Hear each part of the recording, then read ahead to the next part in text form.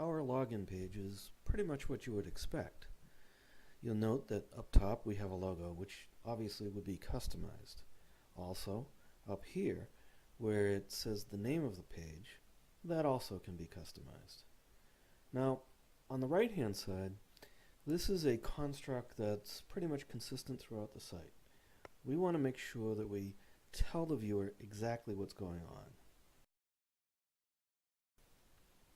When the student goes to log in, we of course ask for the username and password.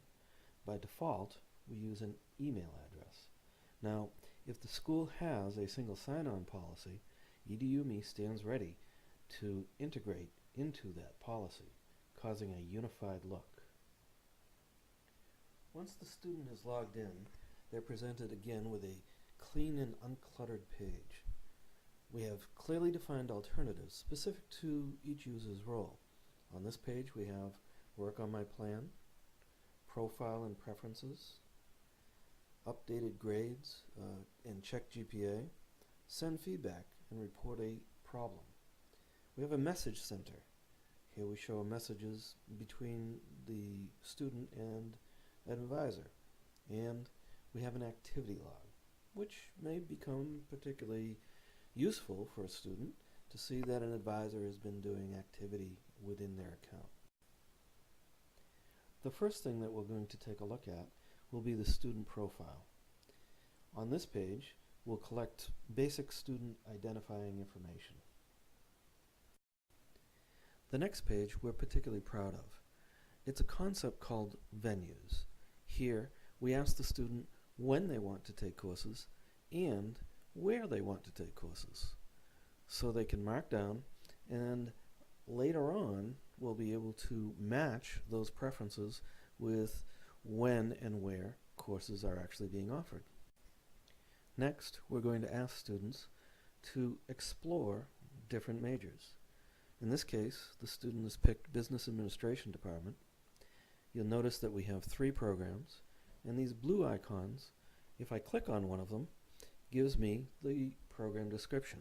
Now this is HTML, so we can put things like video in here.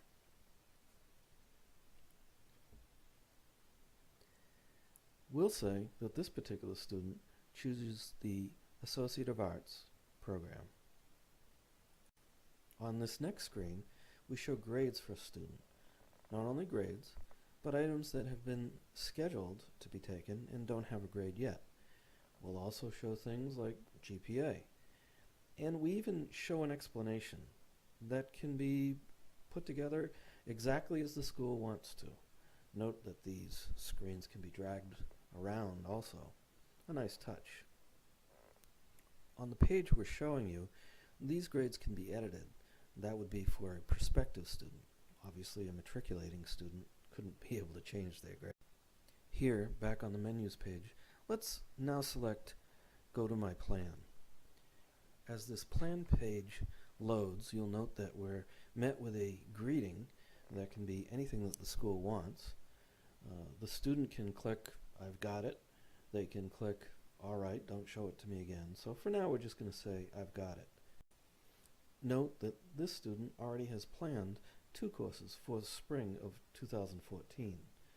Those appear on the left-hand side on his plan, and then over here on the right-hand side, which we call the semester view. Notice that I can expand and contract this. If I click on a course, I'll go and search for available sections. I can choose to evaluate a particular section, or I can take it off of my schedule. On the right-hand side, it looks very much like a Google Calendar, something that the student is familiar with. On the left-hand side, we list out all of the program requirements, including, in this case, a course that the student has that, well, quite honestly doesn't fit into the program. If the student clicks on one of these red prerequisites not met, they get a message box that goes and finds which prerequisites are not met for this particular course. Let's close this out, go back up to that course that is a prerequisite, and we'll put that on our plan. In this case, we open up. At the top, we see the student's preferences. In the middle, we see when the course is actually offered. And down below, we have a dialog box where the student can select which semester they'd like to take it. We're going to say Summer 1. Click on that, and it puts it on his plan. Let's close that out. Now, let's go back down. Take a look at that Business 101 course that previously had the prerequisite. Note that the prerequisite message is no longer there. We can click on it. We can see our preferences again. We can see when this particular course is offered. And we can see when those preferences and offerings do and do not match. In the dark gray, we can't schedule a course because there's no match. In the light gray, we can't schedule the course yet because the prerequisite hasn't been or will not have actually been met by then. Scrolling down on our plan, we can see that we have a selection here. The selection's between two particular classes. Our system allows the school to make whichever drop-down selections they'd like. Also, a little bit further down, we have what would normally be called general education or liberal arts courses. Here's a literature drop-down. We can select whatever we like, and now that particular line is specific to that course.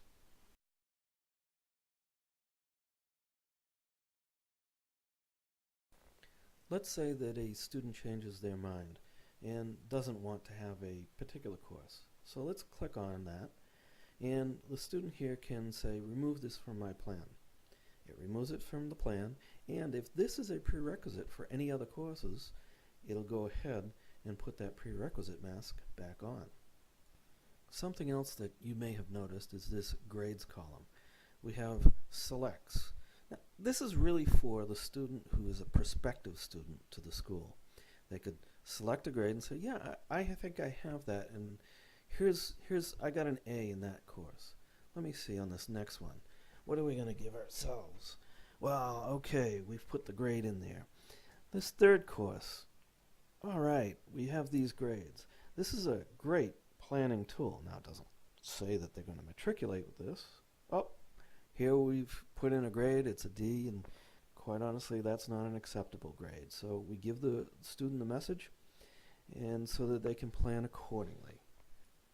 In the upper right-hand corner, I can check off that I don't want to see the successful grades. No need to have that clutter up my view. Or I can check it back, boom, they reappear.